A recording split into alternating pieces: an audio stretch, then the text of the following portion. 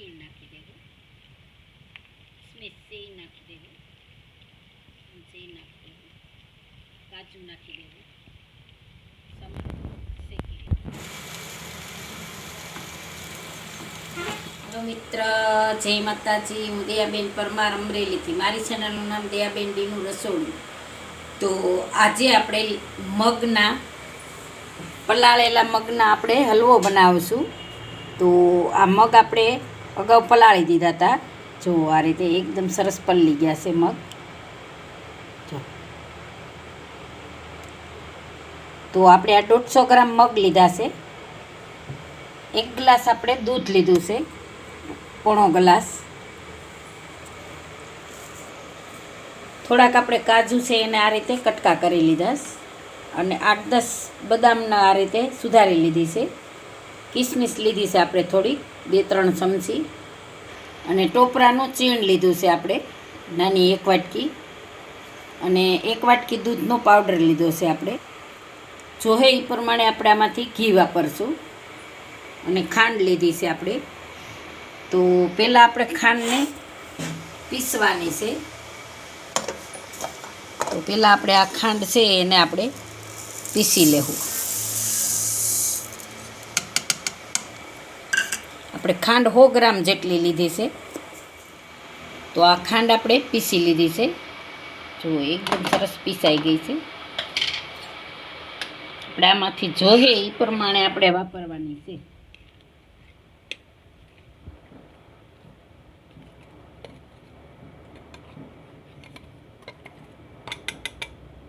બધી ખાંડ આપણે આમાં કાઢી લઈશું.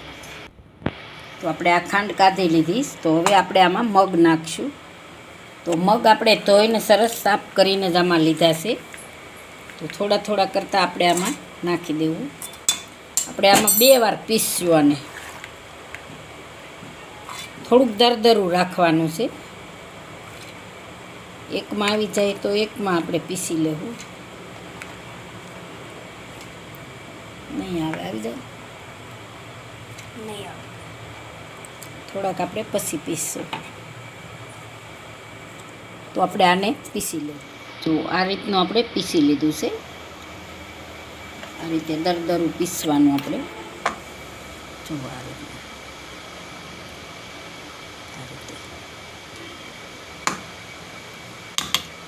તો આપણે સીધું આમાં નાખી દેવું, જેમાં આપણે બનાવવાનું છે એમાં જ.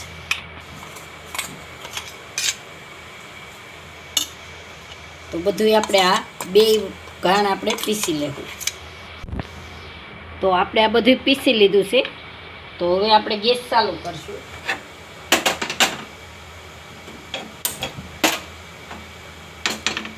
આમાં આપણે ઘી નાખી દેવું.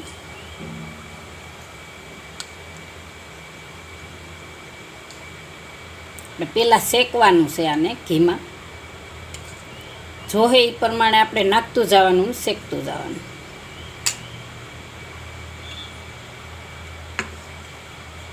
ગેસ થોડોક આપણે ધીમો રાખશું. એકદમ સરસ શેકવાનું છે.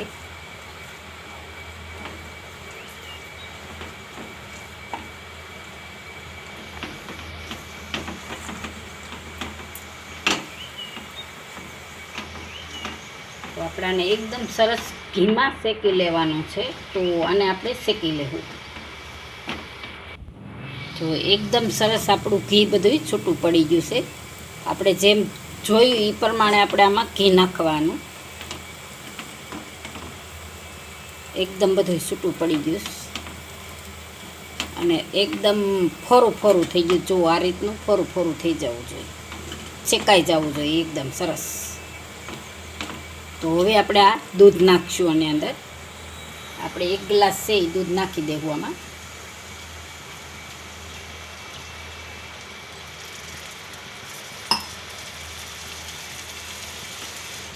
અને સોરી, કલર લેતા હું ભૂલી ગઈ હતી. તો આપણે આ કલર લીધો છે લીલો. તો આમાં ચપટીક આપણે કલર નાખીશું.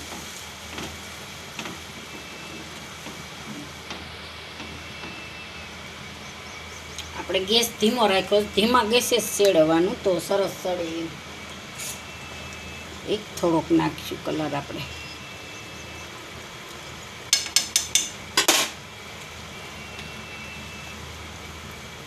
એટલે કલર સારો આમાં દેખાય એમ. એવું બધું મિક્સ કરી લેવું.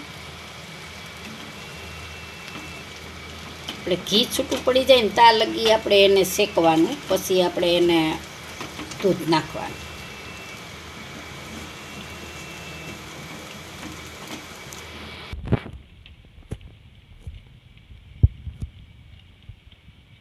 દૂધ એકદમ સરસ બધું ગળી ગયું, આપણું ઘી છૂટું પડી ગયું છે. હવે આપણે એમાં ટોપરાનું ચીણ નાખી દેવું, કિસમિસ છે એ નાખી દેવું, આ બદામ છે એ નાખી દેવું, કાજુ નાખી દેવું. હવે બધું સરસ આમાં શેકી લેવું.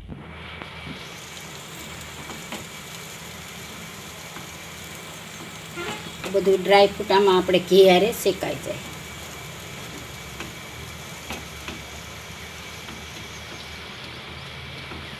હવે આપણે દૂધનો પાવડર નાખી દેવું.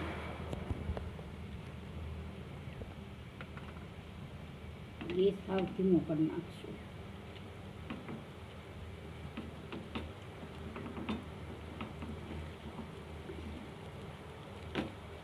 તો માવા જેવું લાગે એમ મસ્ત થઈ જાય.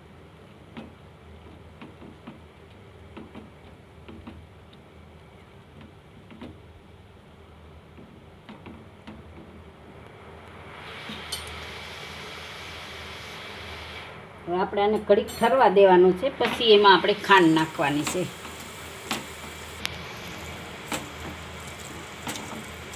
જો એકદમ સરસ આપણું સરસ થઈ ગયું છે. તો હવે આપણે એમાં ખાંડ નાખી દેવું.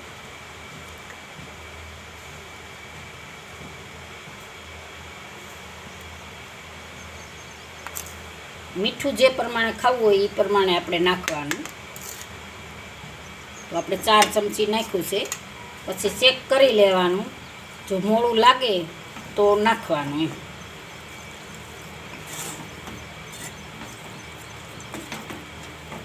એમ લાગે કે આપણો હલવો મોળો છે તો આપણે નાખવાનું.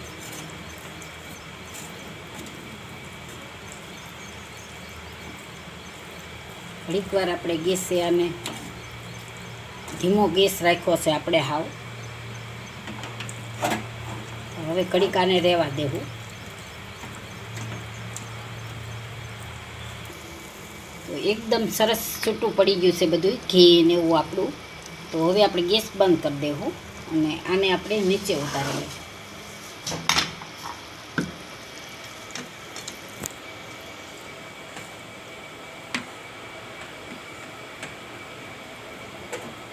આમાં આપણે સર્વ કરી લઈશું.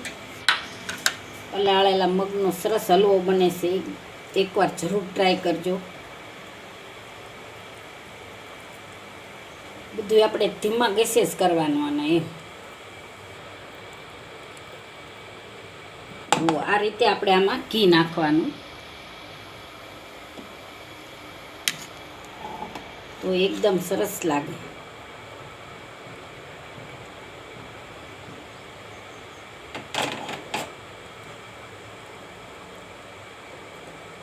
ઉપર આપણે કાજુ બદામ રાખી દઈએ.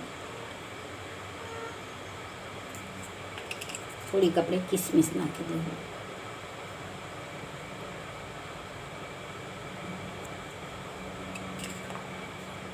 તો તૈયાર છે આપણા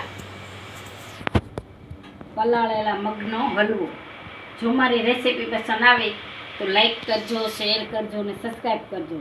બેલ આઇકન જરૂર દબાવજો. કોમેન્ટ કરીને કહેજો કે તમને કેવો લાગ્યો પલાળેલા મગનો હલવો.